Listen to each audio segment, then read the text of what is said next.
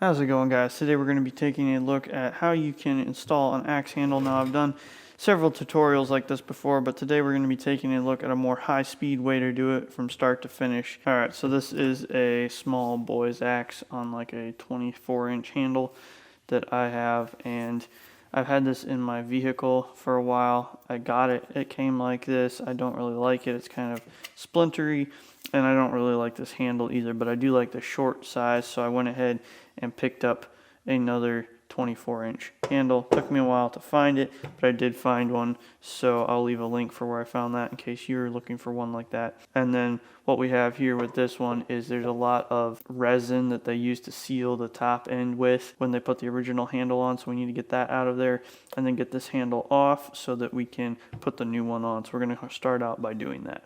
After we get all that done, the high speed part of this comes when we go to fit and install the new handle, so you want to make sure to stay tuned for that, or you can skip ahead to the timestamp that I have marked where we start that part of the process.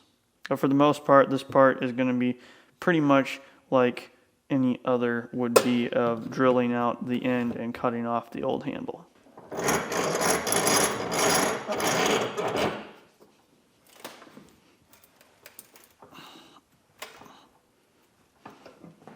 A little bit of a pro hack for when you're doing stuff like this. I have my normal nice branded drill bits that I keep nice for doing woodworking projects and stuff. I don't want to destroy those drilling into all this crap that's in this handle. So I have another set of bits that I picked up at like a garage sale somewhere. I don't even remember, an estate sale. And so what I do is I'll have a couple different sets of bits. That way I keep my good bits nice for nice projects and wood and stuff like that. Then I have these other ones that are cheaper, junkier. I paid less for them so that I can use them on whatever and I don't feel bad if they break. So that's just a quick shop hack there for you.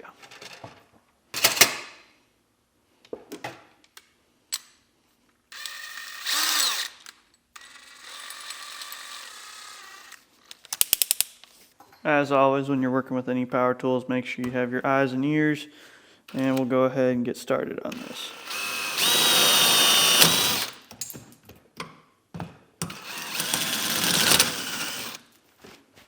Okay, so as you can see, the resin is old and brittle, so I just drilled it a little bit and some of it's already kind of cracked out of there, which is nice because I have less work to do drilling it then. But it does kind of get everywhere, but it kind of cracks out a little bit, which is nice. That way I don't have to drill all of it.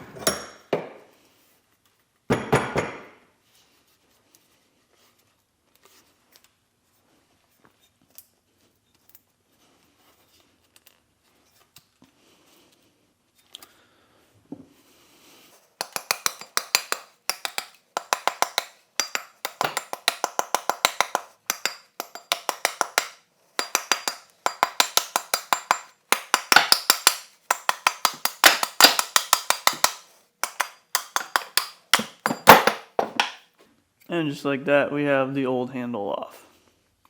Now, for a lot of these axe heads, you do want to make sure you mark the top versus the bottom. That is something I forgot to do, but this one you can kind of tell based on the shape, so I'm not overly worried about it. There's a little bit more resin and junk on the inside I need to clean out there. Then we'll be all set to put the new handle in. Alright, so usually when you do this, and as I've shown in some of my other tutorials, you basically cut the handle off at the bottom of the axe head and then drill both directions and get it out of there.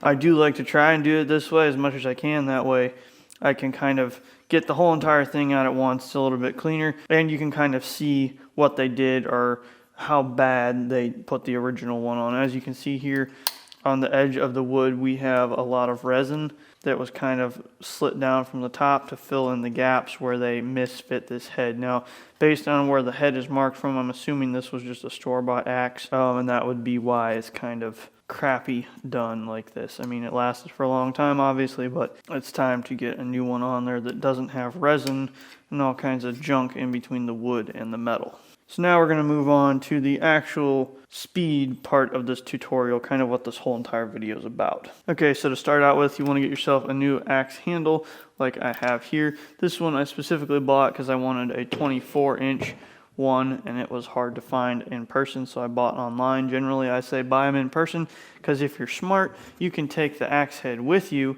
as you go into the store and kind of test fit the axe head as you shop for a new handle. Most of the ones that are small that you find in stores are going to be the 28-inch ones, and you can see there's quite a bit of size difference there. So I was really looking for that 24, finally was able to find it. I'll leave a link for where I picked it up because they have other sizes as well. This particular one came with a wooden wedge and a small metal wedge, like so. A lot of the ones that you'll see will also come in a thing that will have like a wooden wedge and then 2 metal wedges, which is what I like to use. If you don't have any of these, I had someone leave a comment on one of the other videos the other day. They said their handle didn't come with a wooden wedge. You can generally go to your local hardware store like an Ace, True Value, anything like that, and they'll have back in their miscellaneous nuts and bolts and hardware section a drawer that will have various sizes of wooden wedges that you can pick up as well as metal wedges. So I'd recommend picking some of those up and keeping them on hand as well. But that is where you can find all that stuff in case you need it. So to start off, we're going to take our axe head and our axe handle, go ahead and insert it just a little bit in there as far as we can, kind of push it in there. Then we're going to go ahead and mark a line on that, just like so. Kind of just leave a mark there, that way you can tell where your head is stopping on the handle. And then we're going to go ahead and remove some material. Now this is where the quick part of the tutorial, and most of my other tutorials, and the classic way to do this would be with something like a 4-in-hand like I have here. This is great because you can control the amount of material and get a really good fit of the axe head. However, this does take a significant amount of time if you take it nice and slow. If you're really careful, you can do it the speed way and still make everything work right using something like an angle grinder here, and I have a flap disc on here. You could also use like an air-powered tool with a sand wheel or anything like that. The key to this is making sure you're not removing too much material and that you still have the right size handle when you're finished. So as always, eyes and ears, make sure you got that. And then what you want to do is go ahead and just kind of remove a little bit of material at a time. That way you still have your desired fit and you don't mess it up.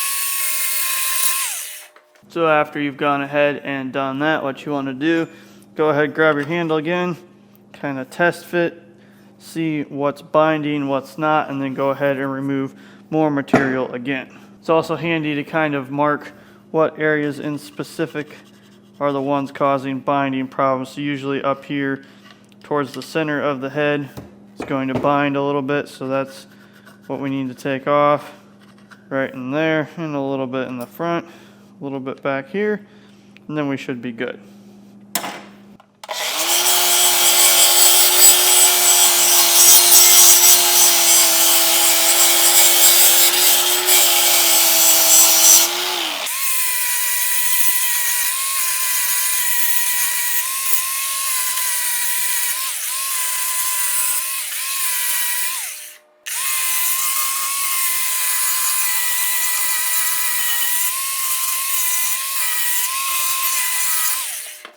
When you test fit, you can also see kind of where it rubs on the handle. That will also give you an idea of where you need to take some material off.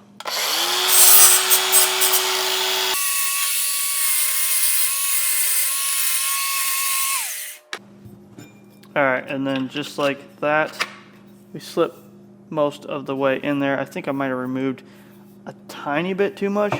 but not enough that it's going to be a problem. So what we're going to do next is get on with the rest of the steps and installing the axe handle. Just going ahead, take this off here, go ahead and give it a hit.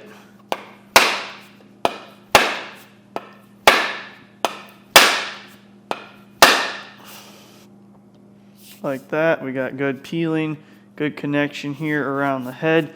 Gonna give it a couple more good hits.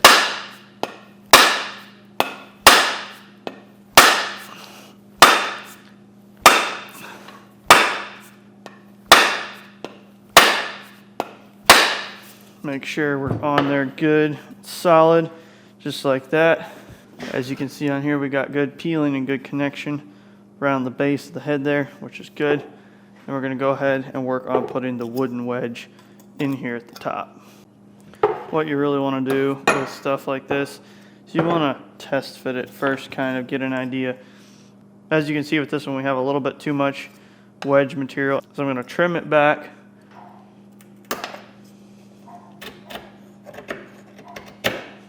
Next up, you just want to put glue on here, pound this in, and then get the metal wedges in. I've shown this in other videos, so I'm going to go ahead and skip to the next step here. I'm going to do this off camera for you, and then come back, we'll put the other wedges in, and then we'll be all set to go.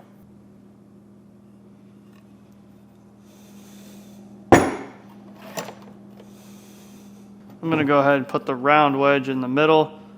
These safety wedges are a little bit harder to start. Once you figure it out, you get it in there.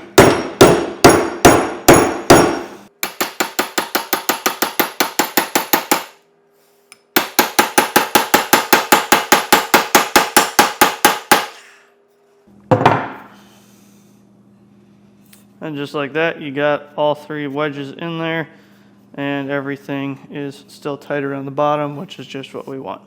Alright guys, I hope you enjoyed this video taking a quick look at how to install an axe handle a little bit easier using some different techniques. I apologize if the video is just a tad bit longer. I'm going to try and cut it down in editing. Total install time on this head right here from start to finish, I have about half an hour. They used to take me much longer before I started doing things like this, and I've done other ones where the handles and everything were a much closer fit, and I just had to remove a little bit of material in a matter of 10-15 minutes. There was one day where I had 2 or 3 handles I needed to get installed.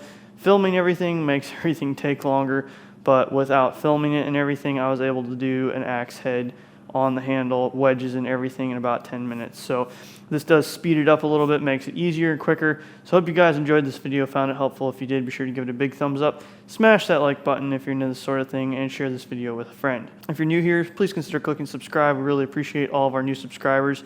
You guys are awesome, so thank you for subscribing. If you haven't already, stay safe, and we'll catch you on the next video.